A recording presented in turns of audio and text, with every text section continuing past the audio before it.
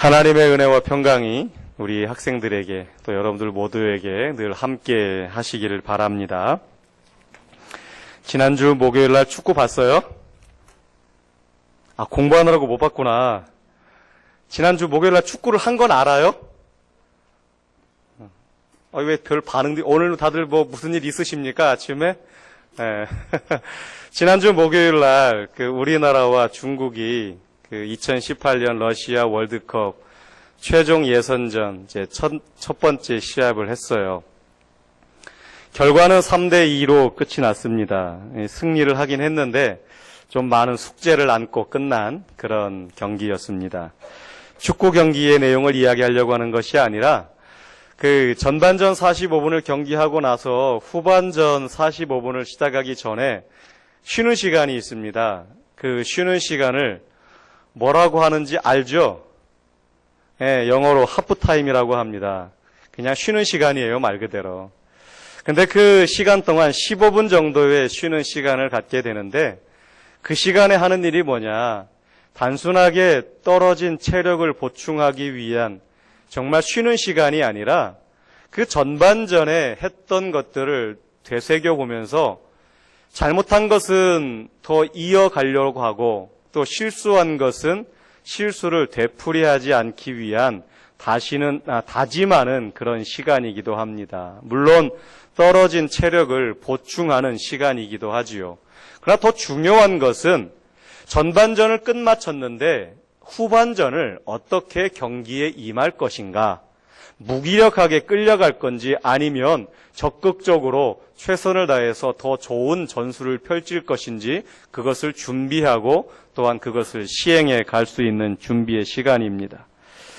오래전에 좀 출간된 책 중에 하프타임이라고 하는 책이 있어요. 그 책의 내용도 똑같은 내용입니다.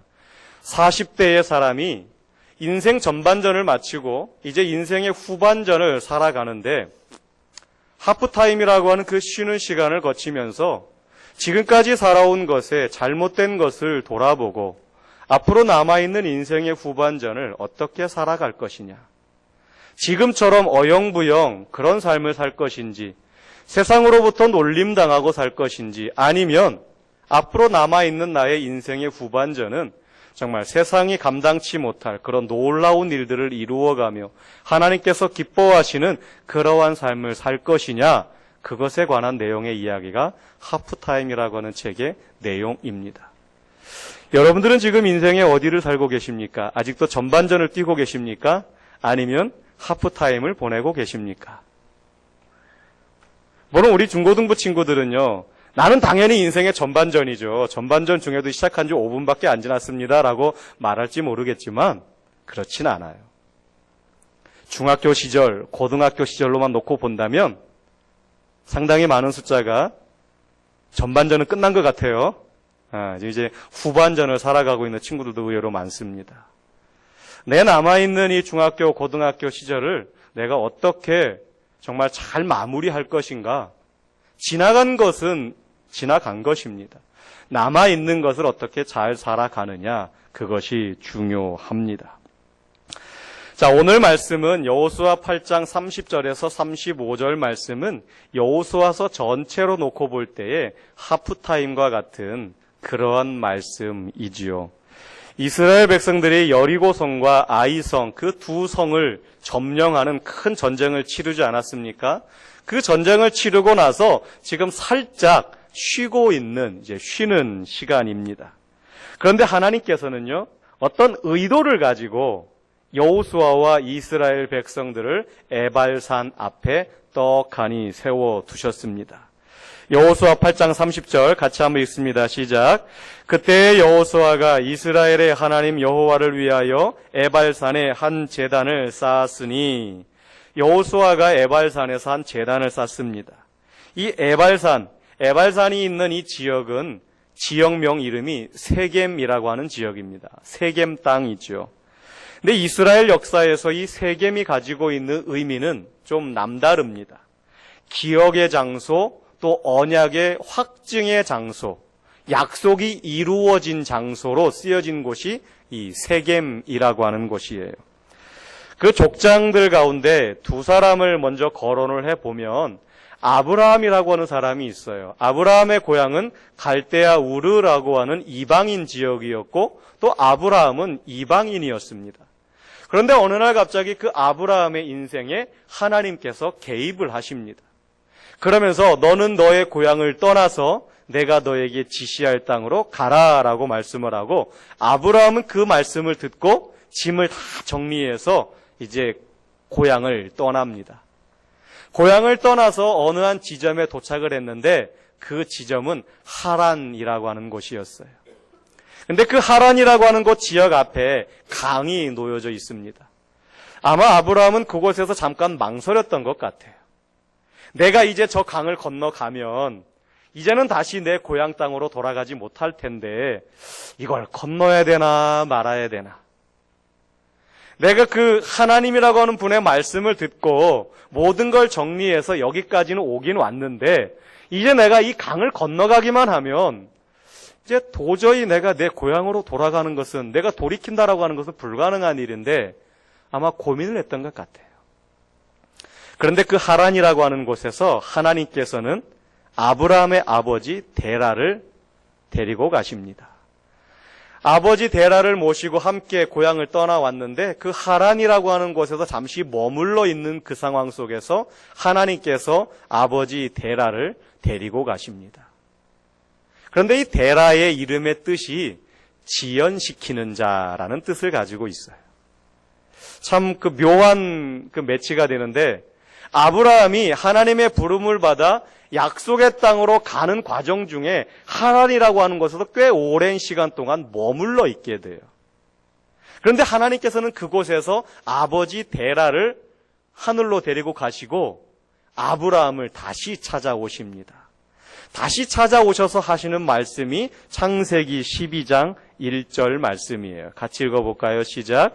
너는 너의 고향과 친척과 아버지의 집을 떠나 내가 내게 보여줄 땅으로 가라. 아멘. 처음 하신 말씀이 아니에요. 갈대아 우르 지역에 있을 때 찾아오신 하나님께서 이미 하신 말씀인데 하란 땅에서 머뭇거리고 있고 주저하고 있을 때 하나님께서 다시 찾아오셔서 다시 한번 말씀을 하십니다. 그러자 이 아브라함이 다시금 짐을 정리하지요. 다시금 정리해서 하나님께서 약속하신 그 땅 가나안 땅으로 들어갑니다. 그러면서 가나안 땅에 들어가게 되는데 가나안 땅에서 첫 번째 도착한 곳이 어디냐? 그곳이 바로 세겜이라고 하는 땅이었어요. 성경은 하나님의 관점에서 아브라함의 가나안 입성을 뭐라고 표현하느냐? 창세기 12장 5절에 마침내 가나안 땅에 들어갔더라 기록하고 있습니다. 상당히 많은 우여곡절을 겪고 갈까 말까 갈팡질팡 고민했지만 어쨌거나 마침내 약속의 땅 가나안 땅에 도착을 했다라는 것입니다. 오늘 말씀 속에서도 여호수아와 이스라엘 백성들이 가나안 땅에 들어가서 여리고를 점령하고 아이성을 점령하고 그리고 나서 그들이 세겜 땅에 이르러서 그곳에서 제단을 쌓았어요. 거기도 공교롭게도 세겜 땅입니다. 이 세겜이라고 하는 지역이 가지는 의미는요, 하나님이 약속을 이루셨음을 우리에게 확인시켜주는 곳입니다. 하나님께서 아브라함을 부르셔서 가나안 땅으로 가라라고 말씀하셨을 때 아브라함을 가나안 땅으로 인도하셨고 또한 그곳에서 아브라함이 하나님께 제사하면서 나를 여기까지 인도하신 그 하나님께 약속을 지키신 그 하나님께 제사를 드렸고 또한 아브라함에게 약속하셨던 그 가나안 땅 여호수아와 이스라엘 백성들이 다시금 그 가나안 땅에 들어왔을 때 그곳에서 제단을 쌓으며 하나님께서 언약하신 그 언약을 이루신 그 하나님께 제사하는 것입니다.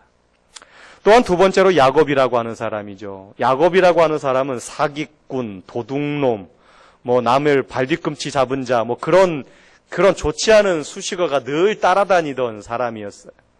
형 에서와 장자권을 가지고 다툼을 일으켰고 결국은 형의 분노를 사서 집에 있을 수가 없었어요. 가만히 두었다가는 두 아들을 동시에 잃을 것 같아서 엄마 리브가가 야곱아 안 되겠다. 너 좀 다른 데 좀 피신해가 있다가 와라. 좀 사태가 좀 진정되면 돌아와라. 그래서 외삼촌 라반의 집으로 야곱을 도망을 가게 합니다. 길을 떠나간 야곱이 외삼촌 집으로 가다가 이제 광야에서 밤을 맞이하잖아요. 하늘의 별은 반짝반짝거리는데 밤이슬은 내려서 외로운 그 시간에 그래도 몸이 피곤하니까 잠이 듭니다. 돌베개를 하고 잠을 자는데 하나님께서 환상을 보여주시는데 하늘에서부터 사닥다리가 닿아 있는데 그 사닥다리에 천사가 오르락 내리락 하는 그런 모습을 하나님께서 보여주시면서 하나님께서 그 밤에 야곱에게 이렇게 약속을 하십니다. 창세기 28장 13절로 15절 말씀 같이 읽습니다. 시작.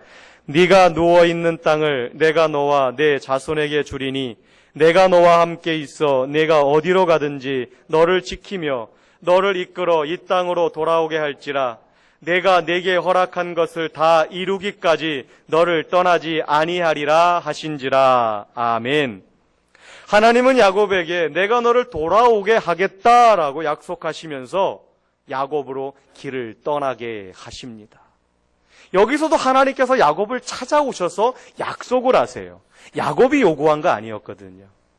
하나님께서 먼저 약속을 하십니다. 그리고 야곱은 외삼촌 라반의 집에 도착을 했는데 앞서 말씀을 드린 것처럼 야곱도 사기꾼이요 도둑놈이요 하여튼 뭐 그런 사람이잖아요. 누굴 속이는데 도 같은 사람이었는데 야곱보다 더 센 사람이 기다리고 있었어요. 외삼촌 라반. 이 라반 외삼촌 집에 갔는데 외삼촌이 이 조카를 데리고 또 사기를 치시네요. 속이고 거짓말하고 그러기를 장장 20년간 그렇게 합니다. 20년간 자기 조카를 속이면서 사기를 치시면서 이 야곱이 그 속에서 모진 일들을 감당을 하게 되지요. 그러다가 결국은 이제 야곱이 더 이상 내가 이제 여기서 이렇게 살 수가 없다. 다 짐을 정리해서 고향으로 돌아가려고 합니다. 돌아가는데 올 때는 혼자 왔지만 갈 때는 아내의 네 명의 아내와 또 수많은 그런 재산들을 거느리고 이제 고향 땅으로 돌아갑니다. 그런데 그가 돌아와서 제일 먼저 도착해서 제단을 쌓은 곳이 말씀을 읽어보면 세겜 땅이었어요. 하나님께서 먼 길 떠나는 야곱을 찾아오셔서 내가 반드시 너를 돌아오게 하리라. 내가 너와 함께 하리라. 내가 너와 약속한 이 모든 것을 이루기까지 내가 너를 떠나지 아니하리라. 약속하신 그 하나님께서 야곱을 돌아오게 하셨는데 야곱이 돌아와서 제단을 쌓은 곳이 세겜이라고 하는 곳이었습니다. 그 성경에서 구약 성경 창세기에서 보여지는 이 세겜이라고 하는 지역은 하나님께서 약속하시고 그 약속을 이루어 가시는 하나님의 모습을 우리 사람들에게 보여주는 그러한 장소입니다. 자, 이제 여호수아와 이스라엘 백성들, 여리고성과 아이성 전쟁을 치룬 이스라엘 백성들을 하나님께서 세겜 땅에 세워 놓으셨습니다. 하나님은 무엇을 말씀하고 싶으셨을까? 하나님께서 말씀하고 싶으셨던 것은 신실하신 하나님의 약속은 이루어진다라는 것입니다. 그 약속의 땅 세겜에 여호수아와 이스라엘 백성들을 서게 하시고 그들에게 하시는 메시지는 나는 약속을 지키는 하나님이다. 그것을 말씀하고 계시는 거지요. 그런데 여기에 역설적인 부분이 하나 있습니다. 이스라엘 백성들이 서 있는 곳이 세겜 땅 에발산이라고 하는 곳입니다. 자, 우리 교회 뒤쪽에 용두산이라고 하는 것이 있는데 지금 이 여호수아와 이스라엘 백성들은 에발산에 서 있습니다. 성경에서 갖고 있는 에발산의 의미가 뭘까요? 신명기 11장 29절 말씀을 같이 읽습니다. 내 하나님 여호와께서 내가 가서 차지할 땅으로 너를 인도하여 들이실 때에 너는 그리심산에서 축복을 선포하고 에발산에서 저주를 선포하라. 아멘. 이 말씀은 모세가 율법을 받을 때 그 땅에 들어가거든 그리심산에서는 그리심이라고 하는 산에서는 축복을 선포하고 에발이라고 하는 산에서는 저주를 선포하라라고 말씀하셨습니다. 근데 지금 여호수아와 이스라엘 백성들이 서 있는 땅이 어느 산 앞이라고요? 에발산. 거기서는 뭐를 선포하는 땅입니까? 저주를 선포하는 땅이에요. 근데 여호수아가 그곳에서 제단을 지금 쌓고 있다라는 겁니다. 제단을 쌓았다는 것은 하나님께 예배를 드리는 장소입니다. 여기에 우리에게 말씀하시는 중요한 메시지가 있어요. 하나님은 세겜이라고 하는 땅을 통해서 그 세겜 땅 중에서 에발산이 있는 저주를 선포할 그 땅에서 이곳까지 인도하신 분이 바로 하나님 자신임을 하나님은 확인시켜 주십니다. 그런데 지금 이 에발산은 축복을 선포하는 땅이 아니라 저주를 선포하는 땅이죠. 하나님께서 이 사람들을 약속을 이루시면서 에발산에 세우시고 다 죽이시겠다라고 하는 말씀이신가? 아니면 이들에게 저주를 주시겠다라고 하는 말씀이신가? 좀 의아해할 수도 있습니다. 그러나 여기서 하나님께서 우리에게 말씀하시고자 하는 것은 신실하신 하나님의 약속을 지키려고 이 백성들을 부르시고 택하셔서 가나안 땅까지 지금까지 인도하셨는데, 이것은 이스라엘 백성들이 순종을 잘해서도 아니고 열심히 노력해서도 아님을 알게 하시는 것입니다. 애굽을 탈출하여 가나안 땅에 들어오기까지 40년 동안 광야 생활을 하면서 그들은 마땅히 죽을 죄만 골라서 했습니다. 그러나 그럼에도 불구하고 하나님은 조상 때부터 약속하신 그 언약 때문에 그들을 가나안 땅으로 인도해 오셨어요.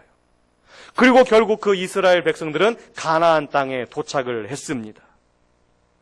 구원이라고 하는 것은 내가 열심히 살았거나 아니면 나에게 어떤 작은 근거라도 있어서 내가 얻은 것이 아니다라고 하는 것입니다.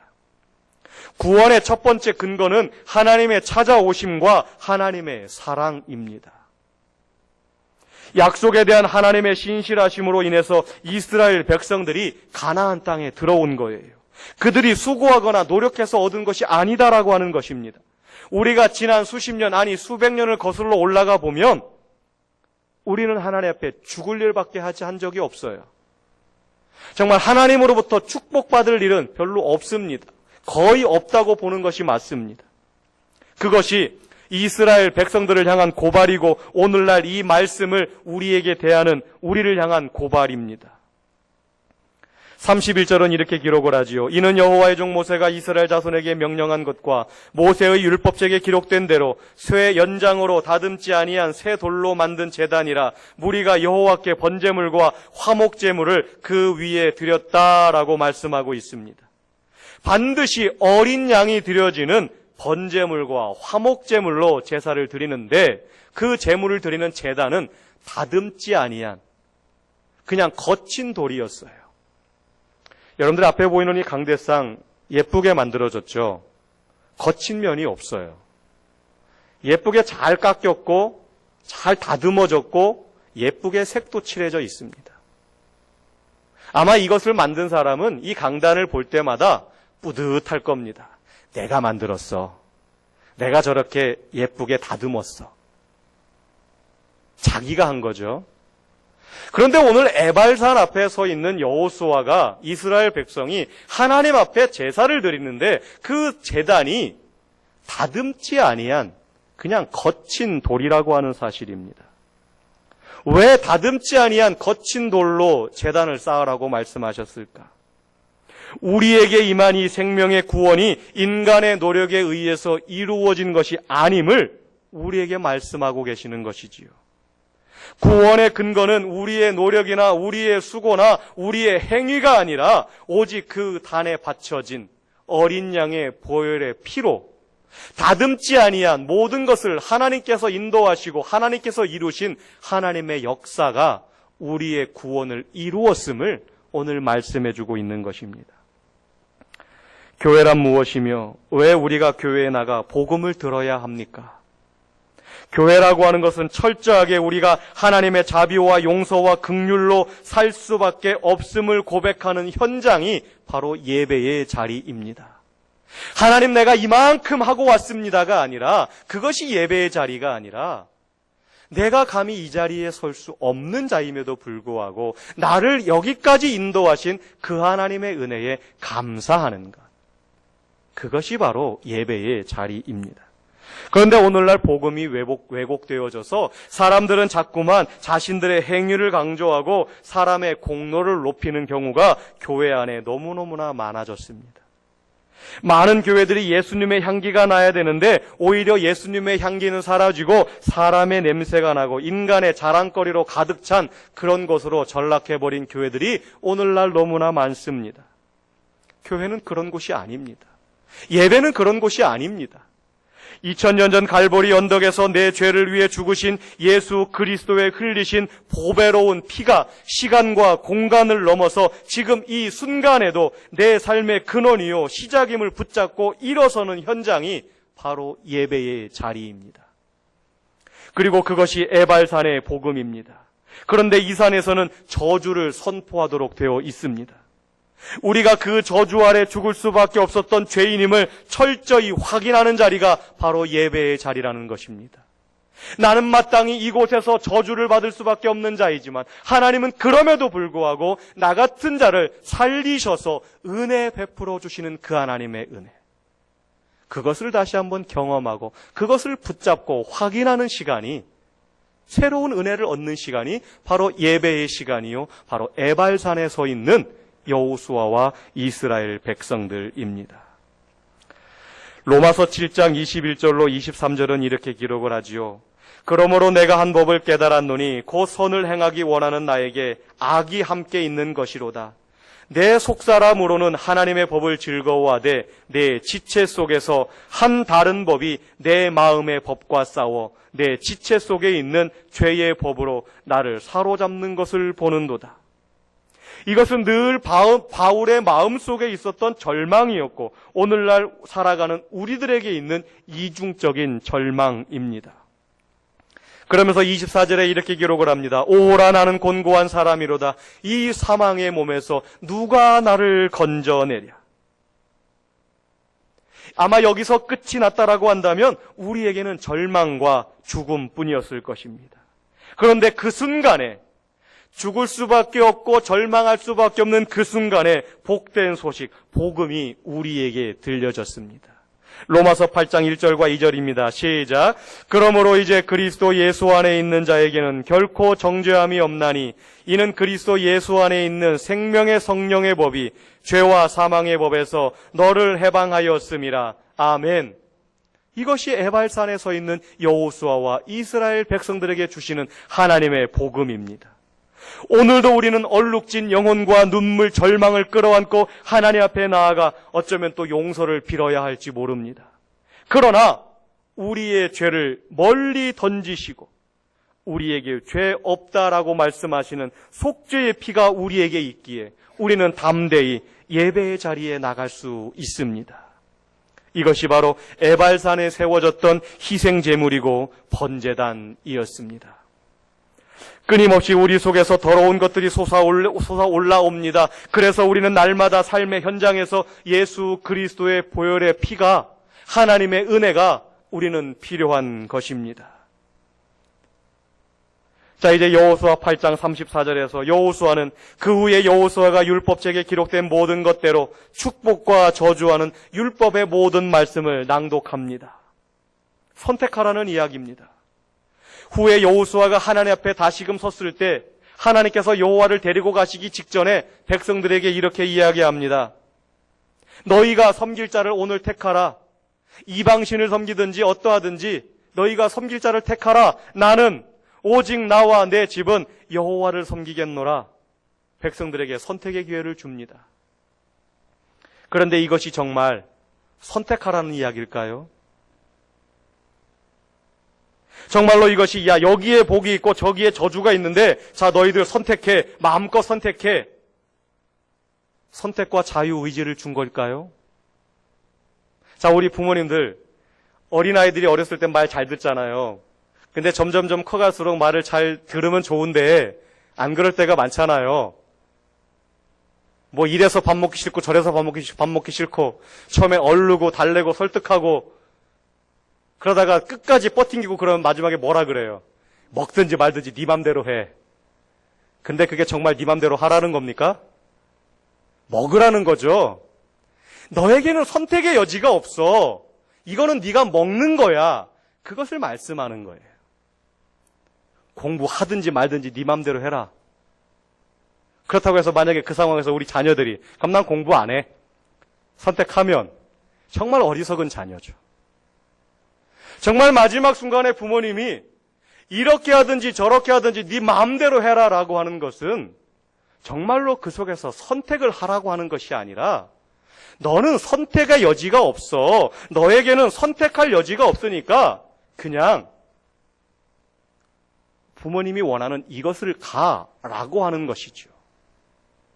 오늘 여호수아가 축복의 말씀과 저주의 말씀을 동시에 이스라엘 백성들에게 선포합니다.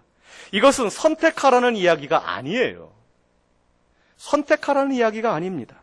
33절 말씀에 온 이스라엘과 장로들과 관리들과 재판장들과 본토인뿐만 아니라 이방인까지 여호와의 언약궤를 맨 레위 사람 제사장들 앞에서 궤의 좌우에 서되 절반은 그리심산 앞에 절반은 에발산 앞에 섰으니 이는 전에 여호와의 종 모세가 이스라엘 백성에게 축복하라고 명령한 대로 함이라. 하나님의 진짜 마음은 축복하기를 원하시는 거예요. 선택하라는 게 아니라 하나님의 진짜의 마음은 이스라엘 백성들을 축복하시는 겁니다.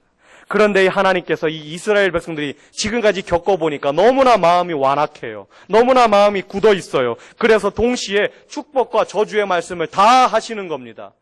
그런 축복과 저주의 말씀을 들었을 때에 이스라엘 백성들은 뭘 선택을 하겠어요? 당연히 축복을 선택을 하겠지요. 하나님의 원래의 마음은 이스라엘 백성들을 축복하고자 하시는 마음이었습니다. 설령 이들을 에발산 앞에 세우셨지만 그곳은 저주를 선포하는 산이었지만 하나님의 본심의 마음은 그들에게 저주를 주고자 하는 것이 아니라 그들의 상황을 명확하게 지적해 주시면서 그럼에도 불구하고 나는 너를 축복하고 나는 너를 사랑한다. 하나님의 마음을 이야기하시는 겁니다. 그런데 과연 축복도 하나님의 궁극적인 마음일까? 우리가 하나님 말씀을 잘 들으면 축복하시고 말 안 듣고 뺀질거리면 하나님이 가끔 손을 보신다. 만약에 기독교를 이렇게 생각을 한다면 이것은 잘못 알고 있는 것입니다. 이렇게 되면 내가 만약에 하나님 말씀을 잘 듣고 순종을 하면 하나님께서 나에게 복을 주신다. 그것이 기독교다. 그렇다라고 한다면 우리는 율법주의에 빠지는 겁니다. 하나님의 은혜와 자비가 우리들의 삶 속에 들어올 틈이 없어요. 결국은 내가 잘해서 받은 거 아닙니까? 결국은 내가 뭔가를 해서 하나님께 축복을 받은 거잖아요. 하나님께서 주신 선물이 아니죠. 내가 당연히 해서 노력을 해서 얻은 대가죠. 그러면 그건 율법으로 갈 수밖에 없습니다. 하나님께서 굳이 이스라엘 백성들을 에발산에 세우신 이유는 너희들은 자격이 안 된다라는 것입니다. 그러나 내가 너를 택했다라고 하는 거지요.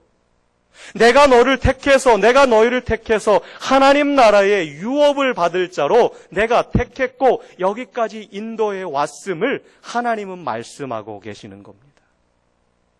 나의 행위가 아닙니다. 나의 공로가 아닙니다. 하나님께서 오늘도 우리를 바라보시는 것은 하나님의 궁극적인 목적은 우리들에게 축복해 주심이 위함이 아니라 너는 내가 택한 나의 아들, 딸이다. 하늘나라의 유업을 물려줄 자로 하나님께서 우리를 택하셨다라고 하는 것입니다. 우리 자체에 하나님은 관심이 있으세요. 당연히 우리가 그 하나님의 마음을 알 때에 우리는 당연히 하나님의 것이 모든 것이 나의 것이 되는 것입니다.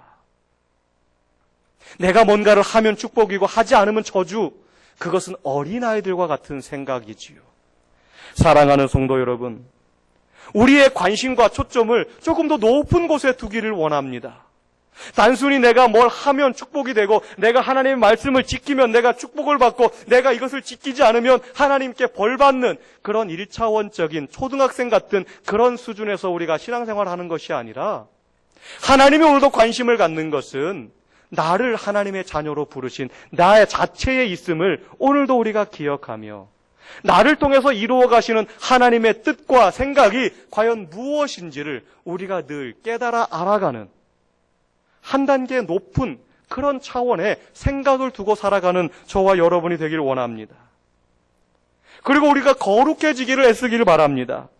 그리고 생각을 높은 곳에 두어서 정말 하나님께 늘 기쁨과 영광을 드리는 축복은 당연히 우리에게 오는 거예요. 이미 하나님의 자녀가 된 우리는 이미 축복 속에 살아가는 자들입니다. 하나님께서 여러분들을 어떻게 훈련시키든지 하나님은 우리를 늘 좋은 곳으로 인도해 가십니다. 우리 사랑하는 학생들, 사랑하는 성도 여러분, 우리가 늘 1차원적인 그런 수준에 머물러 있는 것이 아니라 왜 이스라엘 백성들을 그리심산에 서게 하셔서 축복의 메시지를 선포하시지 왜 에발산, 저주의 말씀을 선포하는 그 산에 세우셨는가? 하나님을 의심하고 하나님을 이상하게 바라보는 것이 아니라 하나님께서 오늘도 우리를 향하여 가지고 계신 그 하나님의 놀라운 뜻, 왜 나에게 오늘 이러한 일들이 일어나는가? 그러나 결국 그것은 나를 괴롭게 하고 나를 힘들게 하는 것이 아니라 나를 통해서 영광 받으시고 나를 통해서 이루어 가실 하나님의 놀라운 뜻이 있음을 기억하라고 오늘도 우리가 주님의 마음을 알아가는, 주님의 마음을 잘 알아서 주님 기뻐하는 그런 삶을 살아가는 철든 자녀와 같은 저와 여러분이 되시기를 주님의 이름으로 부탁을 드립니다. 기도하겠습니다.